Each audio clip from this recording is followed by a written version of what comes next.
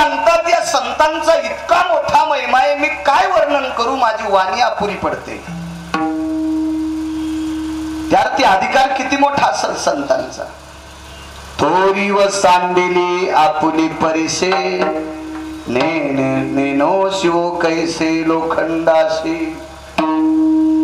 परीस हा स्वतःच मोठेपण सोडून देतो आणि लोखंडाला स्पर्श केला की त्याचं सोनं करतो. परीस म्हणत नाही हे भंगार 45 रुपये किलो विकत आहे, असं कधी परीसाने विचार केलाच नाही. मला वाटतं हे वाक्य आमच्या लोकांना अजून डोक्यात आणलेच नाही, दुसऱ्याला गोळ्या हाणायचं शिकले. विठाला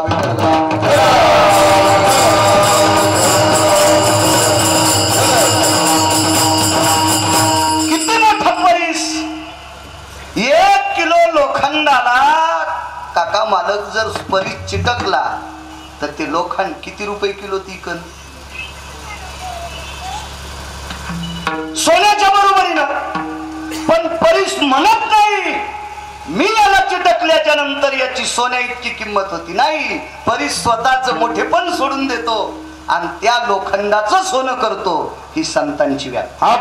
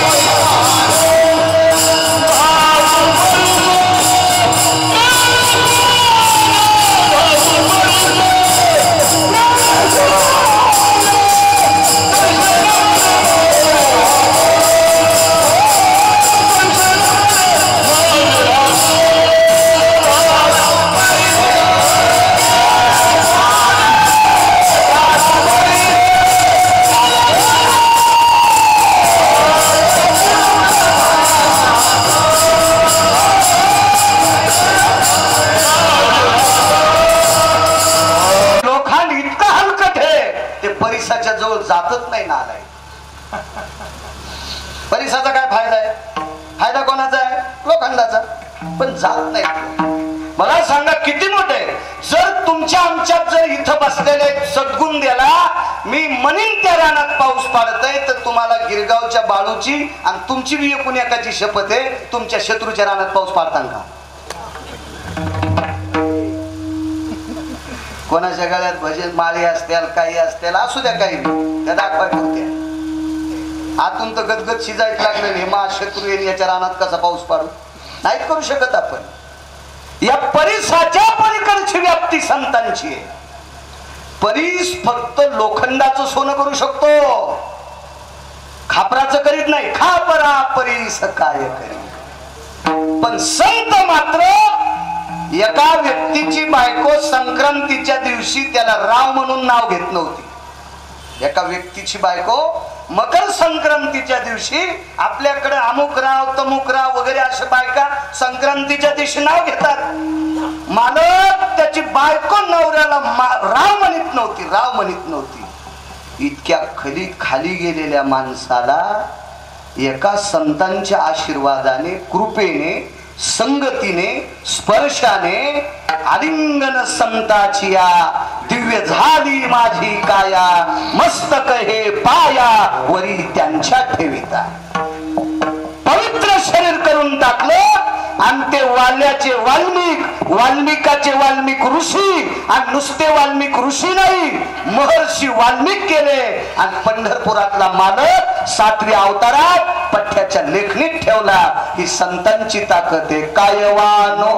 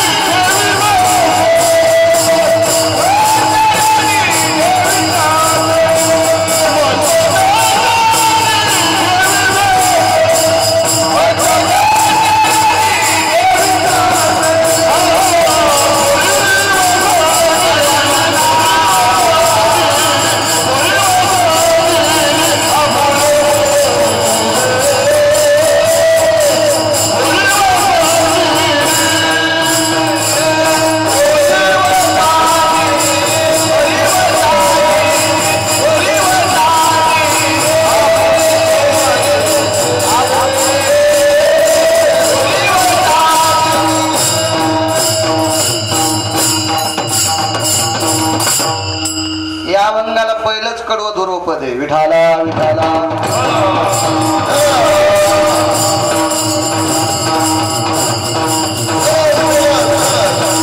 काय लागते महाराज, किती मोठी ताकद आहे.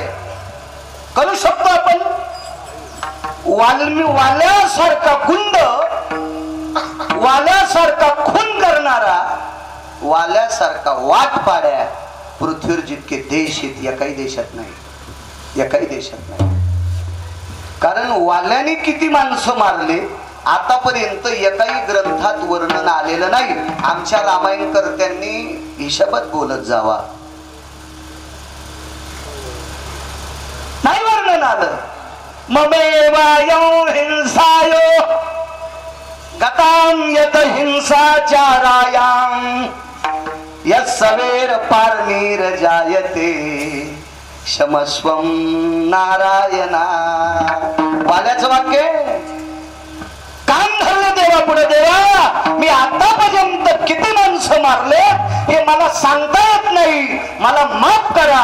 वाल्या जर असं बोलत असेल तर आमच्यांनी कशाला म्हणायचं 7 रान भरली बर का. तू तिथला सरपंच नव्हतास, त्याच्या वेळेला तू तिथं नव्हता सुमळ्या. म्हणून काय होतं माहितीये का, मोटरसायकलचा ड्रायव्हर चुकला 2 मरतील, जीपचा ड्रायव्हर चुकला 10 मरतील, एसटीचा ड्रायव्हर चुकला मालक 55-60 मरतील, रेल्वेचा चुकला 1000 मरतील, वक्ता चुकला कोटी मरतील. पाहुनी ग्रंथ किंवा आधारा वाचोनी काय सांगसी कहाणी. आधार नसताना बोलणं. वारकरी संप्रदायातल्या वक्त्याला गाईचं मांस खाल्ल्या इतकं पाप लागतंय. विठाला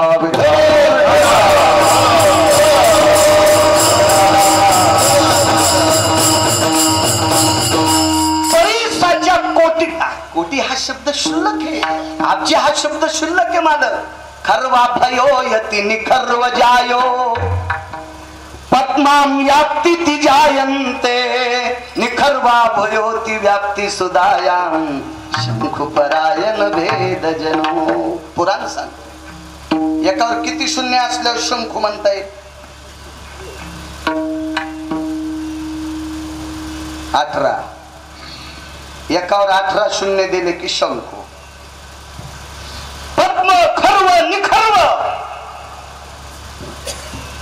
एवढे परिशी एकत्रित आले तरी संतांची बरोबरी करू शकत नाही. पुढचा एक पुरावा सांगतो. काय संतांचा महिमा आहे. का तुकोबराय देऊतले मालक म्हणतात माझी वाणी पुरत नाही. बरं तुकोबरायच्या वाणीचा थांग पत्ता विधात्याला तर लागणार नाही. ब्रह्मदेव काय वाणी मोजून तुकोबरायची. त्या वाणीतला दरारा सांगू. ही वाणी इतकी पवित्र आहे. देहूतल्या मालकांचं नाव घेतल्याच्या नंतर यमाचं धोतर फाटत. तुकाराम तुकाराम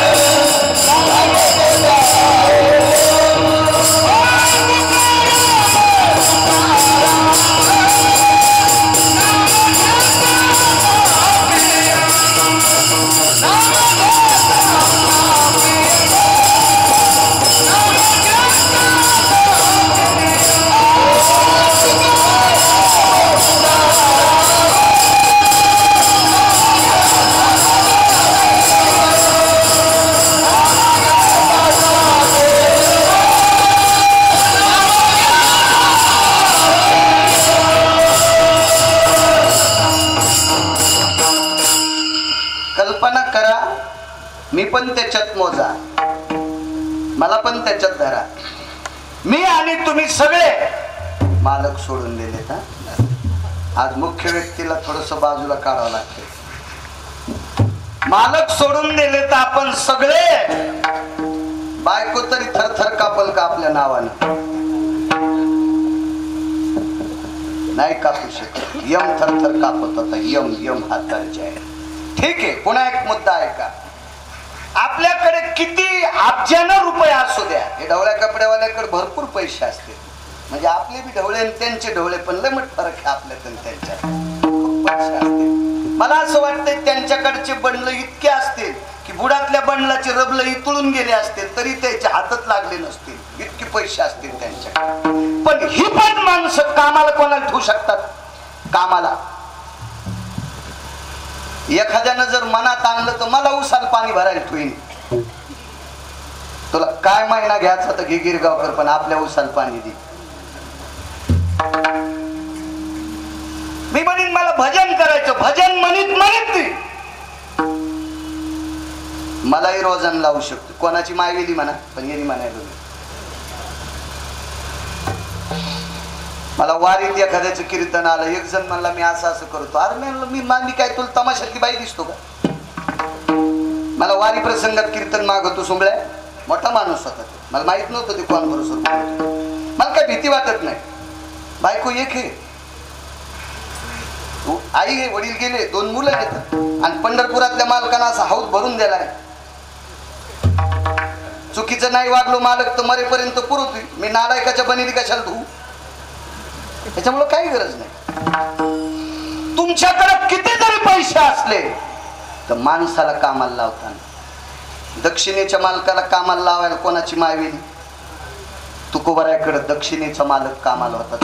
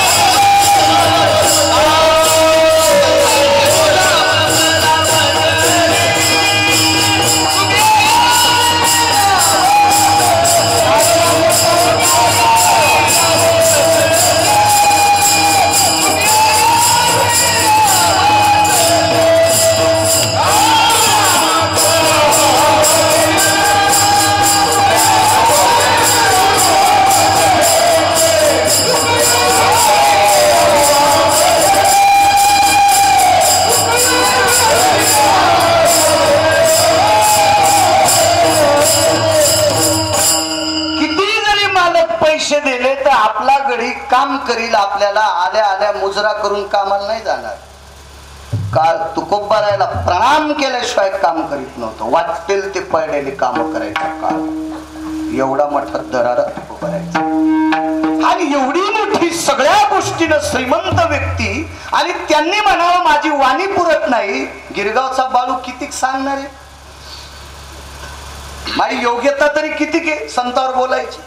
जिथं तुकोबारायची वाणी थकती तिथं मी काय बोलणार आहे. चला एक परम पावन सदाचारी पुण्यशील पावन सात्विक आणि ब्रह्मांडाच्या मालकाला आपलंस करणारी परंपरा अजरेकर परंपरा. आणि या परम पावन परंपरेमध्ये एक सेवा करण्याचा योग येतोय. काय ते पुण्यवान म्हातारा असेल त्या म्हाताऱ्याच्या पुण्यतिथीच्या निमित्तानं मालकांची माझी भेट झाली.